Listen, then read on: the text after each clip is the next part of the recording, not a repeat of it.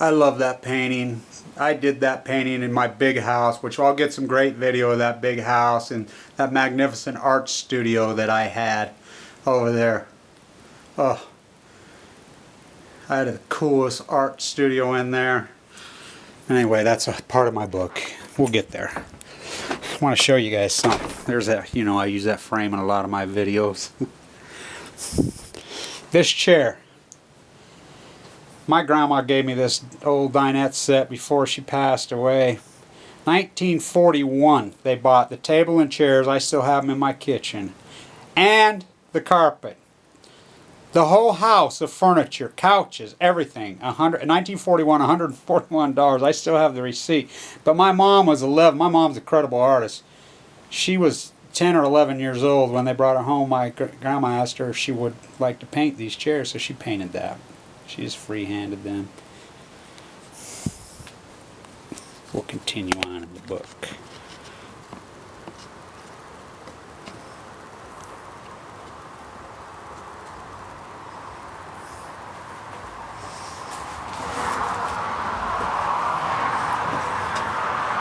Ogden was the shopping hub of the entire western United States, bar none. It was incredible. My mother adored to shop, like all the cosmopolitan women of Ogden, Utah in the 1960s. The women of the 1960s in Ogden had money, charm, class, and knew how to dress. They were educated, they were refined, they were strong as nails. They were the daughters of the great daughters of Utah pioneers, the true backbone of the success of the Mormon landing. Ogden was the counterculture to Mormons. The streets had originally been named after the Mormon presidents of the church. Names were changed by the Ogden people and taken down and changed to the presidents of the United States. In 1964, the president of the Mormon Church was from our county, Weber County, right above the Great Pineview Reservoir, Huntsville, Utah. David Eccles McKay, Fawn McKay's uncle, yes, a liberal in his own right, a Democrat. His cousin, our Congressman, Gun McKay. As a 4-year-old 1964, I could already tell you the name of the president. When anyone asked any child who the president was in this county, they did not say Lyndon Johnson. 100% would say David O. McKay. Even the non-Mormon kids would say David O. McKay. He was a giant in his white suit, an iconic giant. We were Mormons. The entire north side of the giant Great Causeway were 100% Mormons, and the south side 100% Catholic. They worked together. They socialized together. They played together. It was all Mormons. We attended church every Sunday and Wednesday. Primary on Wednesdays, 3 times on Sunday. Catty corner from the great Hodson masterpiece was the great building from the same said red brownish brick church. The West Weber Ward House, the church. The red, dark brownish brown like the grasses of Utah, like Hodson, and all the great structures of Ogden and Weber County were everywhere on them brownish and red brick, like the barren, hot sun-scorched landscape we lived in. The church chapel had big arch-stained glass windows and faced the west. And sacrament meeting at the biggest of the 3 Sunday meetings we attended was the evening when the sun was setting below the great lake and would sparkle into the wood benches and pulpit as the first generation Europeans had carved the masterpieces. The early Mormons were incredible craftsmen, all of them. I would sit on the bench next to my grandma. That is who I attended church with every Sunday. We could sing church hymns from the old blue hymn books at the back of the old wood-carved benches. The Mormon Inn in 1964 were like this. The men at night, they smoked, they gambled, they drank whiskey, and some attended church on Sunday. Some did not. Most did not, but all of the women did. The women raised the kids. The women did the farm work. The men, my grandpa, what a worker he was. This was Weber County in 1964. Weber County, the incredible diverse landscape from 10,000 magnificent peaks to the ancient lake. The eclectic cosmopolitan societies with wealth, lots of wealth. This county was rich in the 60s, very rich. My mother's father, Abraham Hunsaker IV. My mother's mother, the incredible female of all-time class, Ella Potter, the Mormon historian, the great-granddaughter of Ike Potter, the infamous so-called Mormon outlaw. My father's father, who we lived on the family land, as I live right here on the family land. And farmer, large farm, as farms and ranchers were in those days. Leonard Blanch, my father's mother. Adelia, Adelia Admira Tracy, all four grandparents, early Mormon children of polygamists, affluent polygamous families, all four of them, and very important Mormon in history. The classic Mormon lines of polygamy, adopted family names, Mormon outlaws, Ike Potter, child brides, family fights over first and second generation wife's land, and business rights, like that of the great Marriner Eccles. His father had 2 wives. Our family had all of that big time, but we lived in the very, very rich, working class, art magnificent Ogden, Utah in the 1960s. The average working class family in Weber County were rich, very rich in money, in culture, in art. Remember this in 1932, around the election of FDR and the progression of the WPA. It was Marriner Eccles in our town who ran the show. The WPA hired through money artists. At the artists of the 1930s, and Marriner Eccles and Leslie Hodson were friends and neighbors. Ogden was already rich in many ways during the 1930s. The Depression hit. Ogden was hit hard, but Ogden became rich in art, architecture.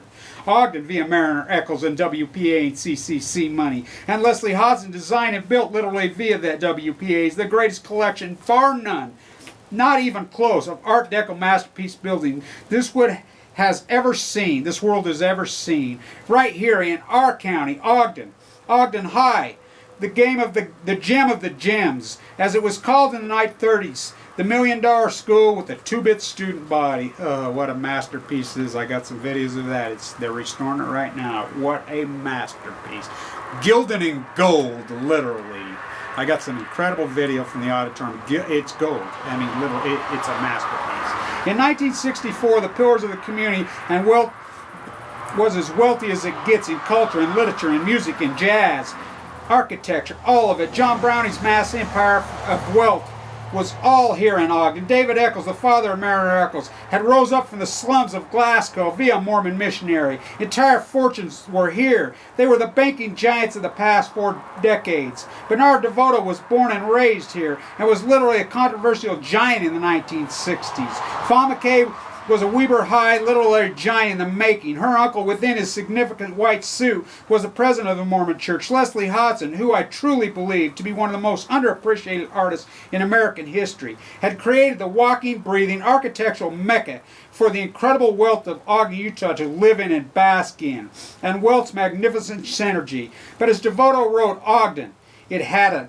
edge, a very hard edge, that gave it the real art, and the wealth must have the pain. There is no art in America without great Western pain. And Ogden then, now, and always has trunk loads of daggers. Remember in 1964, if you were to walk into a club or a bar into Ogden, there's a very good chance you would look at the bar walls and see an original Charlie Russell or original Remington, or see Frank Robinson sitting on the bar below Jack Dempsey's apartment in 1964. Ogden had AAA baseball. John F. Park, the great massive Greenwood structure that the outfield looked over the greatest rail yard in the world. Oh, what a freak. I have a whole chapter on that park.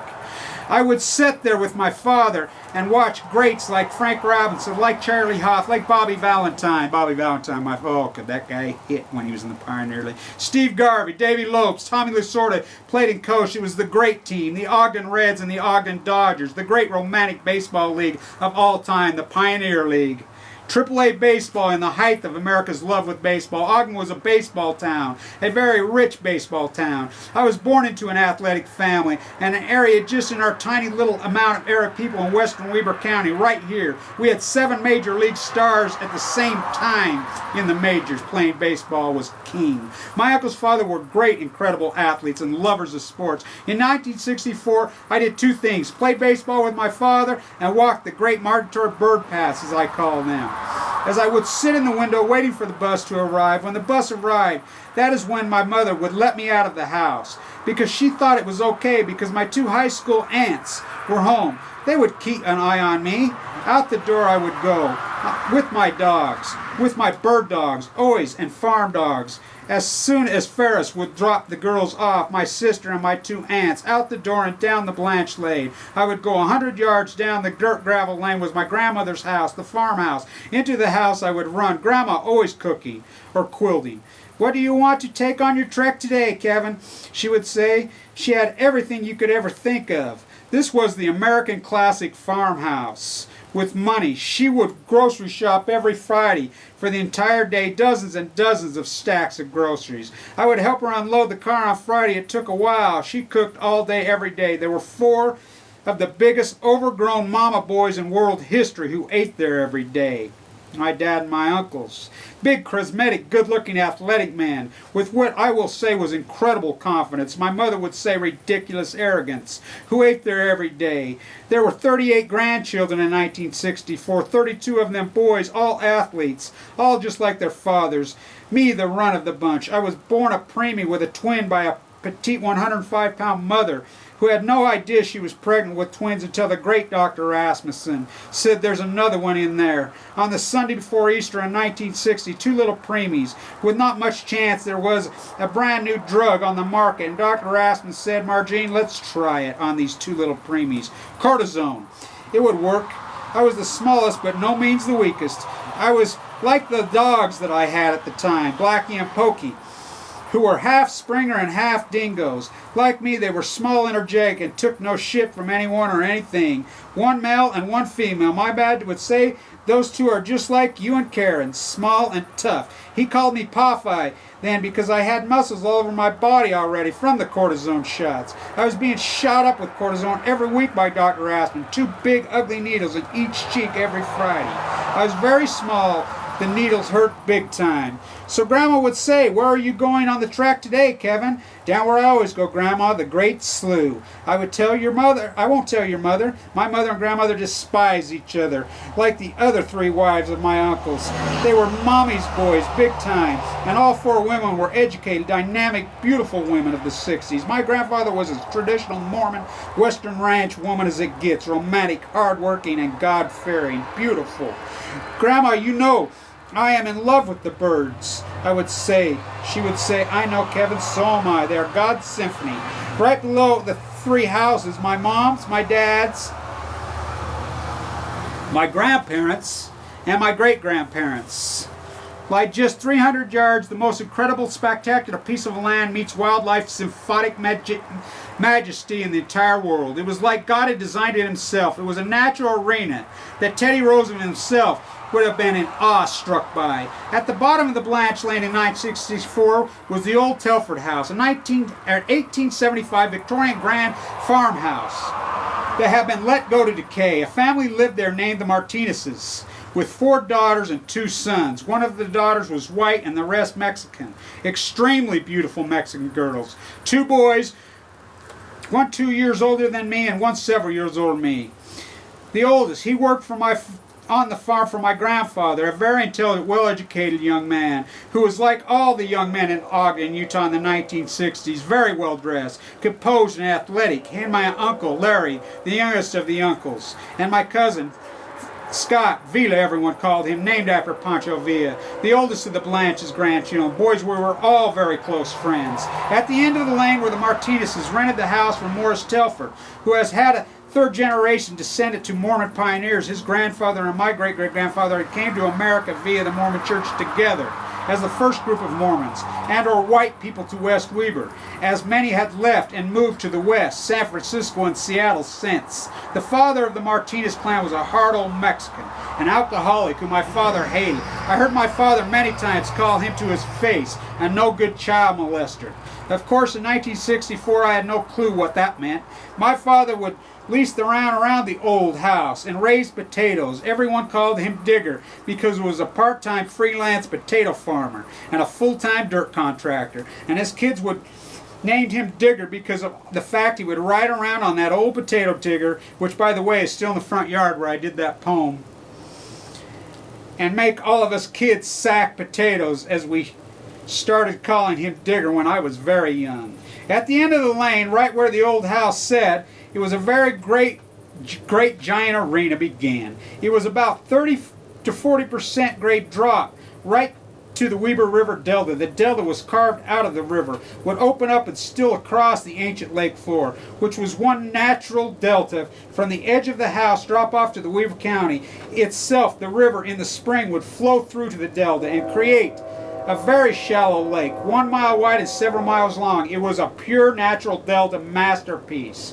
Was destroyed by the ship wheelers, as I call them, the neighbors. Blackie and Pokey, I would go to the edge every single day. We would sit on the natural grandstand and look across the great delta. It had old cottonwoods and grasses spread through it. Only a few old cottonwoods scattered through it, and the shit wheelers who had lived next door had a small dairy next door, and spite via their family, and Wayne Wheeler, the shit founder of the destruction, had just barely begun to try to alter the great swamp in 1964 and delta to farm ground as they were later arrivals then in 1857. Party of 12 who were sent to West Weber by Brigham himself had chosen and taken all of the good farmable land, so Shit Leroy was beginning his evil plot. The river had several natural low spots where it would spill into the delta, the Great Salt Lake Northern Delta, the lake, only short a couple miles away from the Grand River, winds into the Great Salt Lake. It upstream in the delta formed the feeding and resting spot for millions of migratory birds. The great northern flyway's feeding and resting spot. Remember, the Great Salt Lake is 5 to 10 times more salty content than the oceans of the world. So it is there, the deltas and the marshes. This was the greatest of all the deltas and marshes of the great northern flyway, and natural wells and springs scattered along the edge of the lake where the birds rest. Not so much on the lake itself. They feed in the deltas. They begin courtships in the springtime in the delta. They can rest along the river itself, the only place trees would naturally grow in the Wasatch. The valley when the Mormons arrived was treeless. It is a high altitude desert, hot, very hot. Oh, is it hot today? It's 105 degrees. In the summer in the said desert along the river is where the only trees grew, and in the deltas. The Mormons truly did make the desert bloom. My grandpa was president of Hoop Irrigation. He brought water all the way, comes through here. That's a whole other part of the book. As I would walk down the Blanch Lane, there were two very old apple trees, 100 years old, a row of plums, a mulberry tree, 100 years old, big, wide, spread out like a giant brush, and asparagus along the lane, all planted by my great-great-grandfather and his two wives. No upkeep, and abandoned, except for my grandmother Adelia. She would send us kids in every year and pick the mulberries. She would preserve them like she did everything you can imagine. And of course we cut the asparagus all spring, still do. At the edge of the old house, just to the right, above 100 yards, past a very thick cottonwood stand, in the yard of the old Telfer house was an old wild red barn. It was also fallen down and unkept. Through the barn was Digger's potato and watermelon patch. About 2 acres right below was a very old concrete small dam, broken up in many places. It was the only way to get across the slough without having to go all the way over to Shit Wheelers. So I would maneuver across the great swamp. About 200 yards into the open several 100-acre delta. It was a tricky journey. My mother would say that is a dangerous swamp, boy. If you get caught in his quicksand and you will not get out. He was not kidding. As I got older and older, I got braver and braver. And by 1966, 6 years old, with Brad, my 1 year younger brother, and most of the time, my cousin Todd, 1 year younger, as much as the time, learned to navigate across. My oldest, Uncle Harold, a D-Day Normandy Beach war hero, and the most incredible womanizer of all time. He's still alive. Had 3 sons. He was married to one incredible, beautiful, and dynamic nurse, head of the surgical team at T Hospital. My Aunt Margaret, I adored her. They lived on 5th and Eccles. So Scott, the oldest boy, would live like most of the boys did as we got into our adolescence, in the farmhouse. So Troy, the youngest of Harold's 3 boys, all the same age, my 1 year old younger brother Brad. Todd, who lived about 1 mile away from the farm in West Weber, and Troy, who lived on 5th and Eccles. So Troy was there all summer and every weekend. They all loved the Delta. It was our home away from home. But I lived right there next to the Delta, and I was obsessed with birds, still am. As we or I, depending on the day, would slither across the old dam to get to the delta, would bypass right next to the giant, very ancient mud dams. My grandpa would say they are ancient beaver dams, taken over by the muskrats. We had thousands of muskrats in the swamp. Oh, these dens were massive. They were bigger than this whole entry. They were so... I found out now later in life they can they're thousands, if not tens of thousands of years old. The ship wheelers got rid of those. People trapped them for a living. They were valuable then. Hides sold for $2 to $5 a piece in those days. That would be $40 to $70 a piece in today's dollars. I love the muskrats. I love them as much as the birds. They would cruise in the open swamp pools in the formation like a family. They were very friendly creatures. They would get right up next to you as I would have to slither my way out through the old broken dam and had to wade in the swamp in several spots. When I made it over the other side to the north way back into the delta, there was a strange embankments. They were created by the ancient Lake Bonneville floor. It was a very hard spot to get in, and I doubt in the 60s any white man had ever seen them. Indians only in the embankments, where swallows nest. I mean hundreds of thousands of swallows. I have some really cool poems about the swallows in here. What a sight that was in those ancient lake floor berms. Hundreds of thousands of swallows. Once I got that far, it was like being in an NFL game lying on the 50-yard line while the game was being played. Hundreds of thousands of birds, geese, every type of duck you could imagine. My favorite when I was young was the red-headed pintails, swans, big northern swallows, trumpeter, black-footed tundras, black-beaked massive beauties. When they would land, it was still, with everything I have seen in my life, the most spectacular sight I've ever witnessed. West Weaver was also full of pheasants, thousands of them. They were introduced to Utah sometime in the 30s. Yellow-headed blackbirds, red-winged blackbirds, hundreds of songbirds types, and the greatest prehistoric bird of them all, my favorite creature on earth to this day, the great blue herons. They were everywhere. They would circle in like a perfectly flown kite on a 5-mile-an-hour-a-day windy day. They stand with their necks straight up and stare and stand still as still.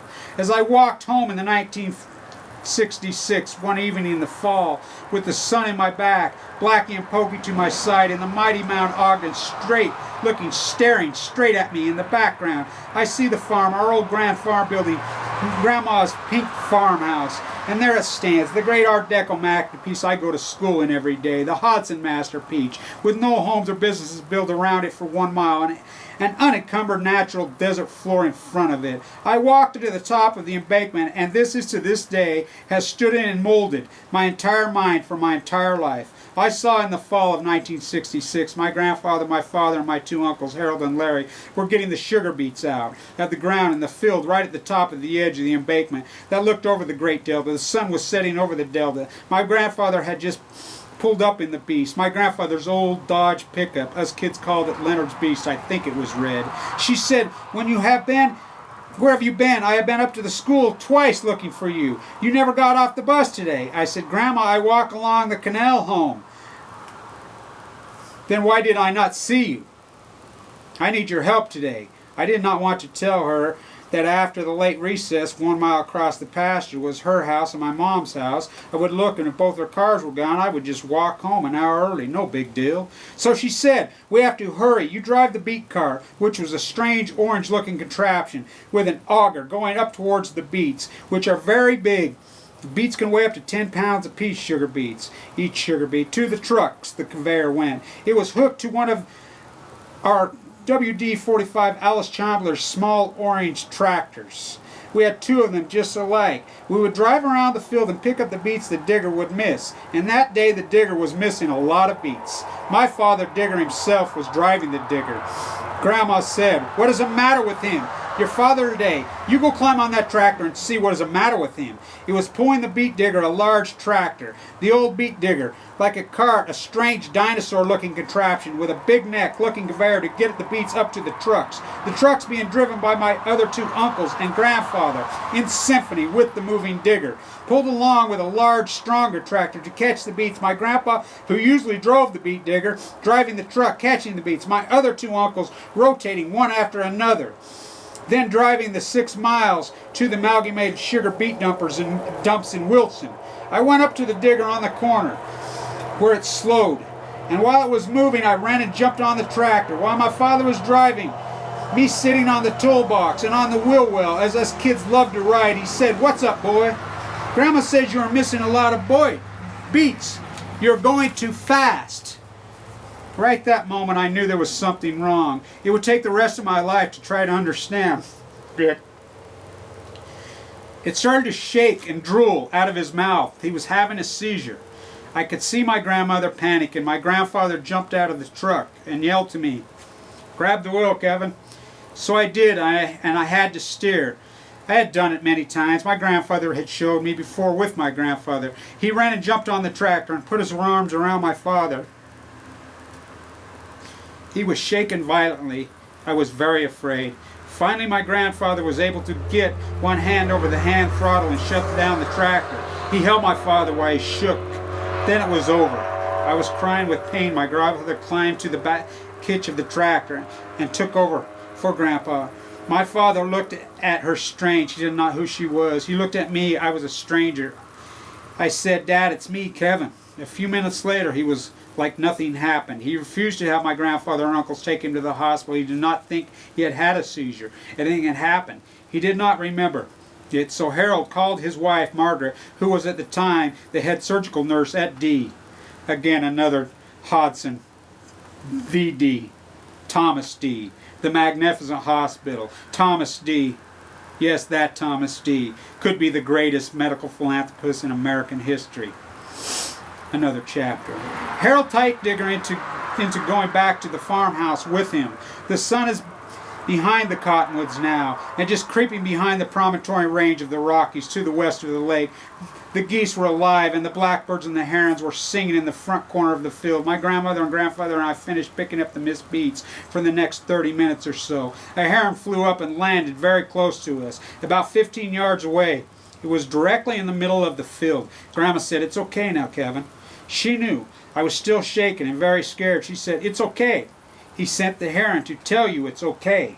I knew what she meant. She always said the birds will tell you everything. They will give you a sign. They are God's symphony. They tell us through our song, through their songs and their dance. They will tell us like they did your great-grandparents on their journey across the plains. She was the most romantic person in the classical sense I have ever heard, read, or seen to this day. They were romantics in the classical sense, second-generation Europeans who knew every kind of struggle and pain and mind, and they adored it. Everything she spoke of was in the relation to the Mormon journeys and our place in it. It was the life. She sang about it. She wrote about it. She had an old friend that would come to the house and stay for hours, talking and doing bird calls. That night is going to be the dark as we climbed, as it got dark, into the beast. And it was the only time in my life I ever saw affection from my grandfather to her. He was hard, and I mean classical western farm hard. He was missing 2 fingers on one hand and one missing finger on the other hand. A glass eye from 3 different farm accidents.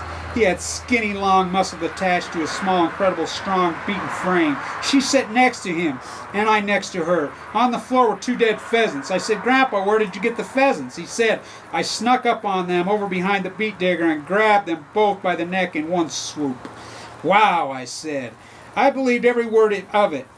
We got to the house, and my mother was there, which she never happened. I only saw her in that farmhouse a couple times in my life. Grandpa took the birds and cleaned them, and Grandma took the birds and cleaned them and fried them so fast it was unbelievable. As we were eating the pheasants, my grandma said to Grandpa, "I told you they did something to Dwayne." My mom and Dad had walked up the lane to their house. My grandma said, "I know that creep McFadden that drafted him. That draft-dodging creep. He drafted World War II. She said, "You know, Leonard, he dodged World War II. While Harold was on the beaches of Normandy, he and my brothers fighting to protect our relatives, fighting off Hitler. This carpetbagger McFadden who drafted Dwayne, he was carpetbagging his own brothers while they were fighting off Hitler." My grandpa said, "I know you are right. You know it will kill him one day, those Caesars. You know Jean-Claude says they nuked him." He said, "Claude, 2 years younger than my father, Dwayne Digger, was a fighter pilot and a very well decorated young officer in the Air Force. A man who turned down a contract in the NFL for an officer position as a fighter pilot. My middle uncle, just 2 years younger than my dad, a true world-class athlete and every world-class decathlete. big time at BYU. I had no clue what they were talking about. Grandma said, Kevin, you sleep in the hide-a-bed in the front room tonight. Scott Vila, the oldest Blanche boy, grandson, Vila, as everyone called him, might show up tonight and sleep in the back bedroom. I will profoundly never forget that day in October 1966.